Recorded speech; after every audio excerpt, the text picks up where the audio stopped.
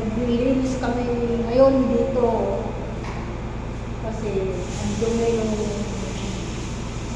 nilisan dito. So, ayan.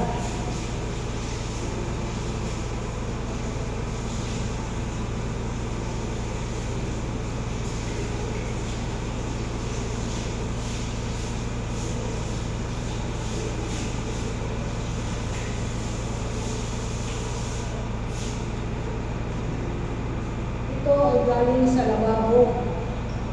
Natanggal ko sa aking kasama dito na naglilinis. Galing sa lababo to, ang dami. Nakailandas kami sa ilalim ng lababo. Sobra dumi.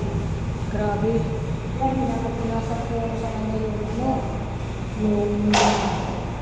yung mga kakabilit ng lababo kasi napakadumi.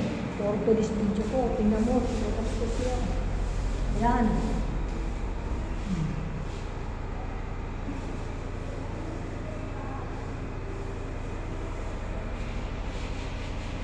Natatanggal din naman yung itim. Natatanggal din naman yan. Ang ginagawa niya, tinatanggal niya yung mga itim. Ayan o. Halimbawa itong mga ganitong itim. Ayan o. Kaya hindi namin kaya yan kasi mataas. Sa pisang na yan, pinturahan talaga yan. Namatungan ng pintura. Ganyan ang mangyayari dyan. Pinagtatanggal pa ang ilaw dito sa bahay. Tingnan mo, wala isang ilaw. Isang ilaw lang tinira dyan, o yan o. Dito lang sa malapit sa lababo. Dito sa kwarto, walang ilaw, nangangapa kami.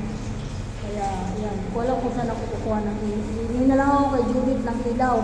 Kasi walang mga ilaw ito dito. Kakabitan ng mga ilaw. Pinagtatanggalan. Ang ilaw. Tapos sinira pa ito. Oh. Sinira pa ito ang doorknob dito, pati plywood, sinira, ayan o, sinira, ayan o. Sinira, kaya ipagagawa talaga ito sa marunong. Kabitan ito ng doorknob, tapos repairing na lang itong plywood na ito, sayang naman, napakamahal itong pinto na ito. Tapos ginanyan lang, ginanito lang yung pinto na yan. Hindi ko alam kung bakit nasira yan, yan daw eh, nalock daw sila dito sa loob ng kwarto, nalock daw sila.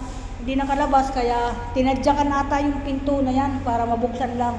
Kasi yung mga isa pa yung mga binibili na doorknob na hindi maganda, huwag pa kakabitan.